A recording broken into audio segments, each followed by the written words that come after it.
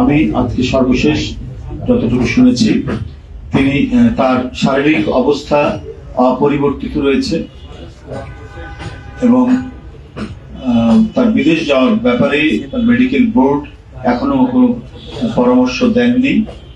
সেখানে চিকিৎসকরা তো কর্তব্যরত আছেনই, তার চিকিৎসকদের কাছ থেকেই আমি শুনেছি যে অবনতিশীল হয়নি, কিন্তু তাই বলে খুব একটা উন্নতি হয়েছে এরকমও আমরা খবর পাইনি। মানে তার শারীরিক অবস্থা অপরিবর্তিত রয়েছে। যাই হোক, এটাও মানে আমরা মনে করি যে দ্রুতই তিনি আরো সেরে উঠবেন, আরোগ্য লাভ করবেন, সুস্থ হয়ে উঠবেন। এটাই কোটি কোটি মানুষের প্রত্যাশা। মানুষের এই প্রত্যাশার সাথে আমরা সবাই জাতীয়তাবাদী শক্তি এবং দলের নেতা কর্মীরাও আমাদেরও সেই প্রত্যাশা, আল্লাহ তাকে দ্রুতই সুস্থ করে তুলবেন।